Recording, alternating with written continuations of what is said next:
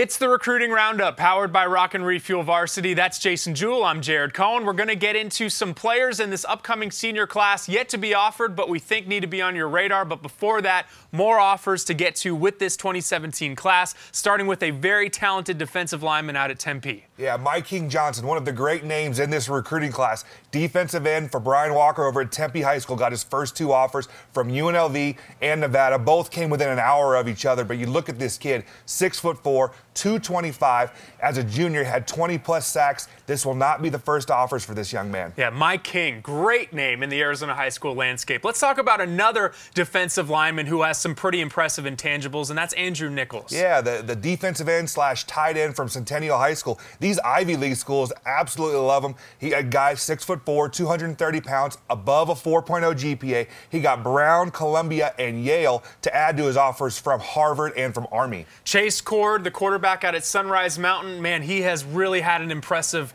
offseason in terms of his recruitment. Yeah, getting close to the double-digit offers now. He added offers from Nevada and from UTEP. He's a true dual-threat guy, threw for 3,000 yards in the air and rushed for 1,000 yards on the ground. San Diego State made their way around Arizona in the last week. That is nothing new. They've done very well in the state, and they offered a handful of players. Yeah, it seems like every week when we're doing the show that Saguaro has multiple kids getting offers. San Diego State goes over and offers Jared Poplowski, the talented tight end, Kyle Stoley, the transfer from Notre Dame Prep. He plays outside linebacker and tight end, and KJ Jarrell, the very good safety over there. And then they offer Jalen Harris, the wide receiver slash defensive end from Desert Ridge. So these are players, Jason, in the 2017 class that currently have offers. Spring evaluation period is upon us. That's when we know when a lot of offers start to pile in, a lot of first offers start to come in. This 2017 class is looking deeper than I think you and I had envisioned it based on what we've seen already, but there are more offers on the horizon for a few players on our radar. Yeah, so a couple guys that don't have offers now that I'm pretty sure will get offers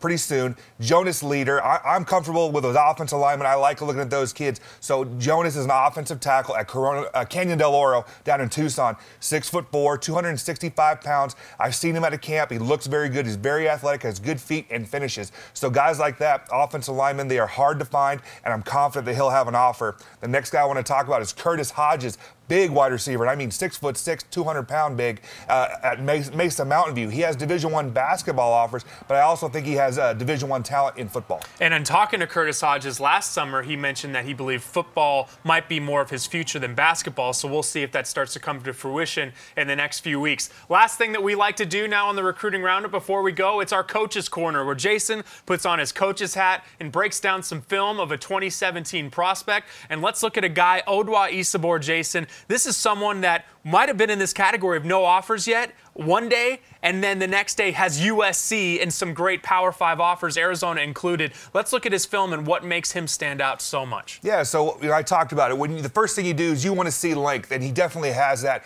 He has the length, and he can get to the quarterback. He's a guy that had 9 sacks as a junior, 6'6", 215 pounds, and he plays with a motor. Yeah, he's only 215 pounds now, but he projects, look, with that frame to be a 250-pound player later on down the road, where he's more of a pass rusher right now, but later on he'll be able to handle the run game at the big-time level. So that's why he's being recruited at the level that he's being recruited at. Plus, a great student we've talked about before is a 4.0 GPA guy. And those grades, they'll definitely help when it comes to the recruitment, and clearly his film backs it up as well. Thanks. Certainly. Appreciate it, Jason. That's it for the Roundup this week, powered by Rock and Refuel Varsity on Sports360AZ.com.